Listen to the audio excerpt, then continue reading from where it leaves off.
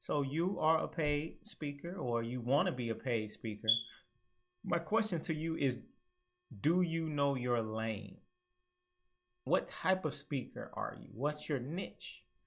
What is the lane that you go in? And I say this because there's so many different lanes that you can take as a speaker. And a lot of I look at the opportunities the speaker have. It's kind of like driving up a road.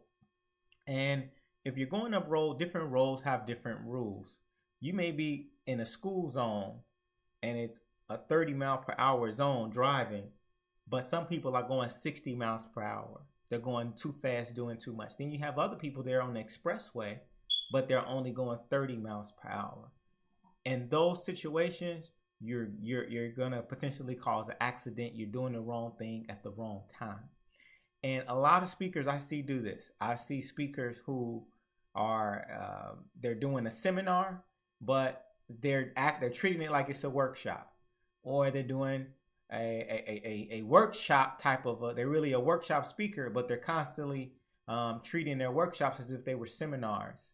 And there's different time frames, whether if you're doing a seminar, whether if you're a facilitator, whether if you're a keynote speaker, they all are going to have different amount of times you speak. There's going to be different type of environments, so you have to treat those environments different. So I want to speak on that. So this video is going to really talk about different lanes, different niches, and then we're going to talk a little bit about how you can prepare to be in that niche and different time frames and how different type of products, and hopefully you can be able to identify more of the type of speaker you are. And it's not to say that you can only be in one lane, but it's just making sure that whatever situation you're in, you're going the right speed limit and you're doing things the right way for that situation.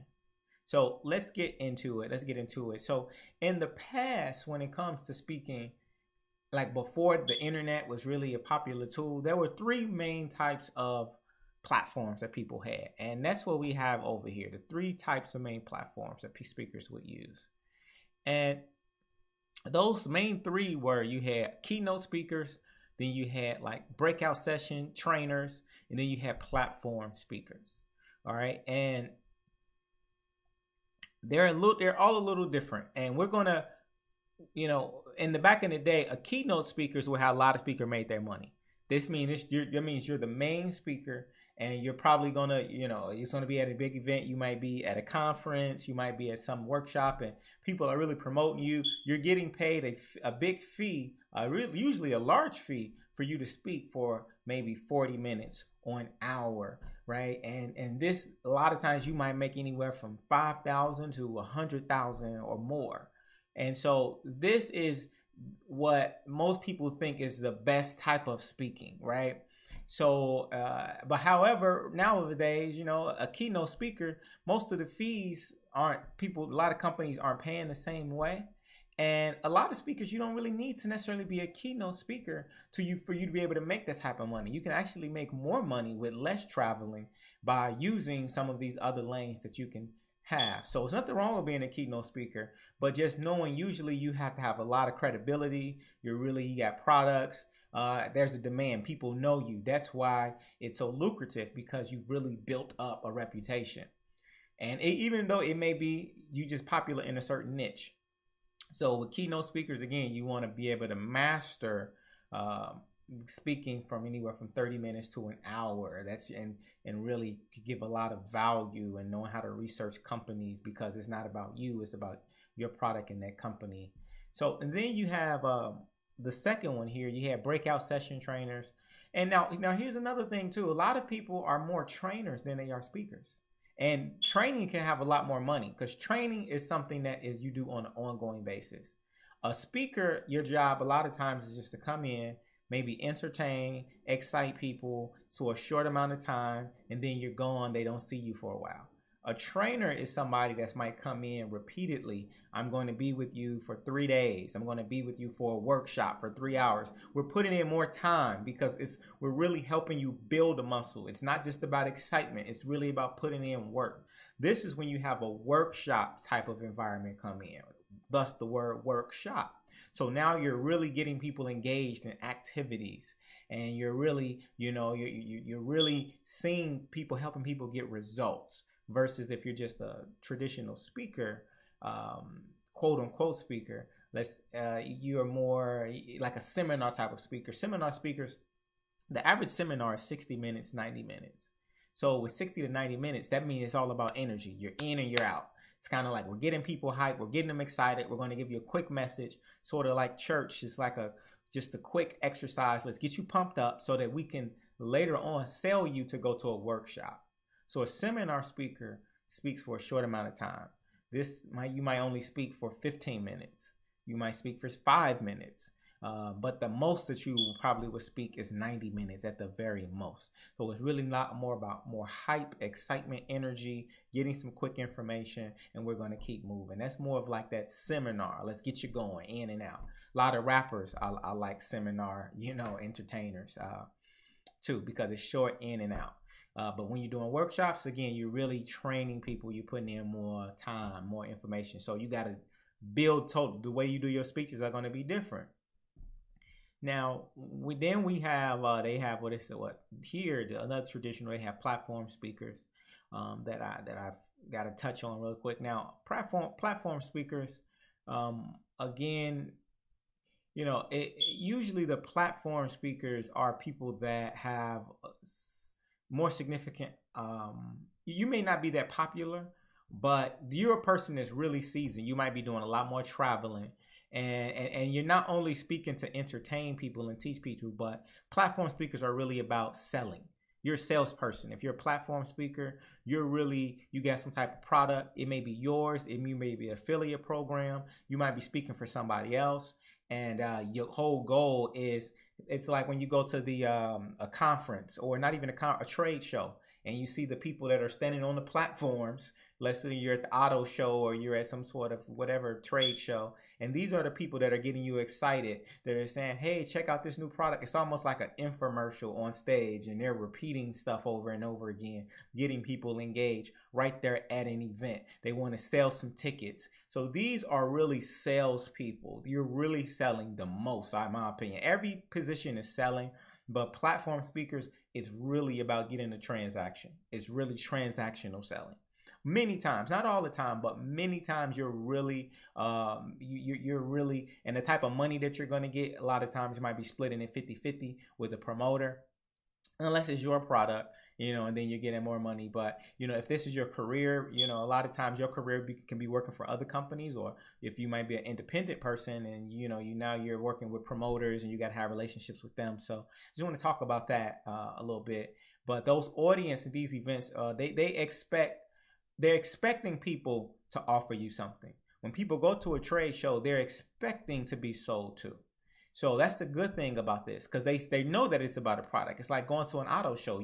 These are cars here. So they're open to hear. Let me see what you got to say, why I should get this product. Okay, are you selling a new kitchen blender? Let me hear about this blender. Like, people are coming ready to buy. So it's a totally different world that you're in versus somebody who is, let's say you're a trainer per se, and you're working with employees at a job. Totally different. If you're a keynote speaker, totally different. At a keynote, you're not really trying to sell in the same way. That's not the space. You've already been paid as a keynote. So it's different, back end sales more. When you're a platform speaker, you're getting money on the back end, versus when you're keynote, you're getting money before you hit the stage. So, just totally different lanes. But then there's other types of speakers. You could be a facilitator. A facilitator is usually somebody that is coming in and you're helping creating. There may be other speakers. It may be a session, a panel, and your job is to maybe be a moderator, to engage the audience, to get the audience to be engaged. Maybe a Q&A session, town hall meetings. It's so many different ways as a facilitator, that you can do things. I like facilitators too, because as a facilitator, everything isn't specifically about you. You know, as a facilitator, you're really focusing a lot more on. I'm looking at some notes here that I wrote down that I want to share with you guys. But as a facilitator, you're really focusing a lot more on just the conversation and the topic itself, and really keeping the energy going. And this is kind of like a host for an event to a certain extent. But except for this event, people are coming for some sort of open forum, some sort of discussion. So facilitators can come in many different roles. So I got another video where I'll break down specifically about facilitators and how you're, you know, the different elements, things you want to be when it comes to facilitator. But again, you don't have to develop long speeches as a facilitator, but you want to work on different skills like questions and answers, how to create an environment to make everyone be stimulated, how to get everyone to wanting to think. Facilitator, you want to really get people involved in the whole learning process. It's really about getting people engaged. You know, that's one thing I really love to do. I find myself more as like a facilitator slash trainer, because I don't like all of the energy to be only focused on me. Even though I love it personally, I don't mind it, but I just feel like to get results, you have to get people to become active. So I like to blend in some of those facilitating skills, and you can get paid pretty well as a facilitator because that's the skill that, in my opinion, a lot of people don't have. It's hard to train that. I think that's a lot of it. You can be trained, but I think a lot of it is natural. It's the ability to just understand, listen to people, really listening, and you really caring about people. So some of that stuff is like a natural personality trait, in my opinion. You know, so, and you want to be able to have a good skill about knowing how to tie everything together, because a lot of people get a lot of information, but they don't know how to really use it and apply it. So you're really breaking everything down, all of the information. You're kind of like a teacher in a big classroom. So, you know, you really want to create the knowledge versus trying to deliver the knowledge, if that makes sense. You know, so that's the difference. So you got to know what your role is, because you may be a person who's a great trainer. Like, I'm a great trainer, so I know how to give knowledge, and I do that very well. But sometimes people call me to facilitate an event, and when I'm facilitating, I have to take off some of my training hat. I can't always approach it like I'm in a training event, because as a facilitator, it's not about me giving knowledge all the time. It's about helping people rediscover the knowledge that's already inside of themselves and helping them come to their own conclusions. Okay, so, you know, when you're training, it's really about more connecting with people and helping them really, you know, write things down, and doing whatever they need to do to absorb the information. Get up, move around in their chairs, move around, whatever. As a facilitator, though, that's that role. But I don't want to go too deep into that because I can talk about that a lot. But then there's other routes that you can take. You can be a brand ambassador, which is, as a speaker, now you're really going out. There's a lot of people who don't want to necessarily sell their own products. Like I have some relationships with people that own their own businesses, whether they may be a chef or whatever their business may be. They own a bookstore or whatnot. And many of business owners, they don't like to speak. You know, but business is a great speaking is a great marketing tool for your business. So they will hire me, they'll pay me to come out and represent them. So if there's an event and they're going to be hosting, let's say if it's a caterer and she's got her food there, and she'll pay me to go on stage just to promote and say, hey, you guys, this is why, this is what we are about, this is what we do. So I'm like the hired mouthpiece to promote her. Personally, those are some of my favorite opportunities. I really love to do that. I really love to represent brands.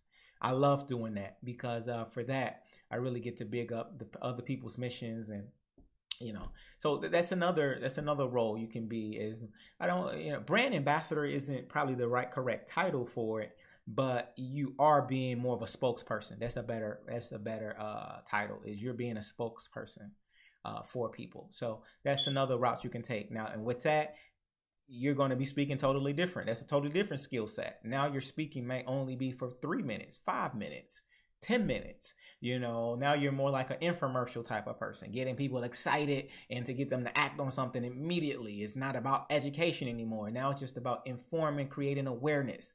Totally different type of lane that you're in when you're doing that. Now, then outside of being like a spokesperson, there's also many now a lot of these things that I'm talking about now, many times these are people that are self-employed. Okay. Um, you being like you maybe being an author, you having some sort of product. I do want to say that all of these lanes, what you'll notice that's common is being a speaker in general, and all when it comes to independent speaker, what makes you successful is you have some sort of product or service. And so I look at some people that are quote unquote motivational speakers, and I challenge them is that you can't just be up there and think that your goal is. It's very rare that you can have a long career and the only thing you're doing is just getting people excited and just quote unquote motivating them. That's a myth, thinking that you have to be that type of way to be successful in the speaking business. Speaking itself is really not a business. Speaking itself is really a marketing tool to promote something else that you're really doing. So speaking is just directing traffic, really. It's raising awareness and you directing people to go somewhere else. So you want to have a product, you want to have a service, you want to have something that is, when you get off the stage, people can then go and do something, right?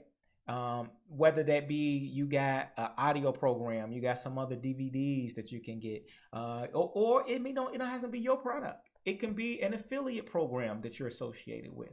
But you have something that people can tangibly get, or get in the digital world. But it's something that people can get. The only people who don't do that, who don't have anything to send people back to, those people a lot of times don't last as long, and then you have to work much harder. It's very rare. Like that was really popular in the 80s and the 90s before the internet. You have people like Les Brown, but nowadays it's like there's so many. It's easy to get motivation. You can go to church and get motivated. You can go online and watch motivational videos. So why should they listen to you?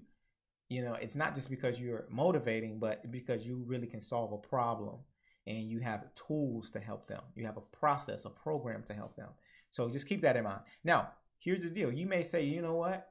I don't want to go through the struggle of creating my own programs. I don't want to be an affiliate. I just want everything to come easy to me. I just want to go on the stage and speak. I don't want to do anything else. Now, if you're that person, I've done this before too. And you might be the type of person where you can have a job as a speaker. Your skill, your lane may be to be an employee speaking for other people. And there's nothing wrong with that, because in fact, sometimes that's greater. I'll give you an example. I had a job working for a college. I was working for a school, International Academy of Design Technology, where my job was to go out and encourage people to go to college, and not just go to college, but that was the main goal, is to get them to go to our college. But then I would just talk about challenging them to think about their lives and stuff like that. And so the school, what I loved about that is when you are an employee for a company, they provide all of the marketing. They give you the branding. They're usually going to set up the events where you speak at. They're going to create the leads. Many times, the most thing that you have to do is literally just show up, look good, sound good, read your script, read what you were created, and then you're done. So that is pretty simple if you just want to go up there and speak, and you can do that. And here's some other ways where people do stuff like that. Employees who speak. You're talking about people that are here you have people that work in, let's say, like I said, working at colleges. You can do it. You can be people that work for a marketing company, and you just constantly, now with this, you're just really more just reading scripts again, and everything is provided for you, and you're just kind of telling stories. So it's still important that you work on your stage skills, because now because you're rehearsing so much, you don't want to sound like you've rehearsed. You want to really sound friendly. You want to really be because now you're more of a commodity, and people are looking at you, and now it's like some people can be skeptical of you, because they can see that, because a lot of times when you approach people in some of these forums, depending on the approach, the where you're at, some people can look at you and they may think that you don't have their interest, that you're just trying to take something from them. And it may be in situations where they're not ready to buy. So for example, like when I was working at the school, we would have to talk to people right before they took their GED test. The last thing right before you take a GED test that you want to hear is somebody selling you on college. Some people want to hear that, but a lot of people, they're just focused on, I want to take my test right now. So, you got to really work on your ability to connect with people when you're an employee and you're representing. And I found a lot of employees don't do that. A lot of employees fail because they feel like they're getting a check, so they don't care if people sign up or not. But you want, like, if you're a social worker, if you're representing a not-for-profit company, I think it's even more important that you connect with people and don't just be happy because you got a guaranteed check coming in. And so this could be, you working in public relations. This could be you working at the Chamber of Commerce, and you being a social worker. And this could be, some people are passionate about this stuff, but I'll be honest with you, like, some of these things can become very boring if you're not passionate about it, because you're just repeating the same thing over and over again, and you don't really have control over the program because you're just an employee. So just be careful if you do this. But it's a good route for some people. Some people love to do television, radio, marketing. Those can be great to get into. Then you have like YouTubers, social media speakers, and brand ambassadors, people that are creating their own content. And for those people, you can have a niche. And usually you might have different niches, but usually you start out with just one. Your niche might be video games, and you have one specific game that you play, and now you're in that community. The community helps build you up. They follow you, and then you can be able to go expand from that community and do other things once you've built up trust within this one community. But the key is being consistent. When you are doing like YouTubing or stuff like that, or any social media, you have to almost post something every single day, whether it's 5 minutes or however many hours you put in. Because people, whenever you're building a brand, people have to see you do something literally 10 times before that they believe that you're credible. And many times they may have to see you on social media do it 100 times before they begin to trust you. Like, they see one video that's good. They might love you after one video. However, anybody can produce one good video. But if they see that you have 20 videos and all of them are good, now you're getting a follower. Now you're getting somebody that really wants to support you, especially when you're giving away a lot of valuable information. So, so these are just some lanes that you can take. Again, seminar businesses. And then we got webinars. That's another popular one. You being online, doing webinars, using the internet to be able to promote whatever you're doing. And again, webinars, that's actually it's not necessarily a webinar speaker, but that's maybe that can be a lane that you choose on how you distribute, but that's not necessarily a niche.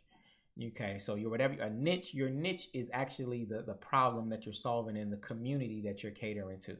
So let's say a niche might be me focusing on entrepreneurs, but specifically I'm focusing on young teenage entrepreneurs. So that's who I might speak to, young teenage entrepreneurs. So that's your niche. You are the number one person among who speaks to teen entrepreneurs. You are a celebrity in that lane, and niches can make you rich, and then you have people who don't have niches and they're just general. They do some of everything, but I just personally find that you have to determine which one you are. I personally like the niches better. You may not be as popular, but you have a lot of influence amongst that small group of people. And that's what you really want, to have influence, what people are actually going to buy. So keep that in mind. And another niche could be you marketing or advertising, but you only specialize in chiropractors. You help, because some people, they say, well, I help business owners. So that's a niche, but then you can have a niche within a niche and say, well, I focus specifically on chiropractors or on dentists. And so now that's your niche. You know everything about the dental world and how to build that. You can make a lot of money at that. A lot of people may not know you, but again, you can really brand yourself, and the strategies and stuff that you're going to take will be a little bit different than some of these other lanes that you'll be in. So this video, I know it's going long, but I'm hoping this is being helpful with creating some ideas on you really figuring out your lane and knowing that you can play different lanes, but depending on what lane that you're in, you want to just take a different approach, just depending on where you're at, so that way people can be receptive to what you're doing in that space. So with that being said, you guys, I'm going to end this specific video, and we're gonna go watch the other videos where we get more detailed about some of these niches and exactly how you can approach them in these lanes. Thanks.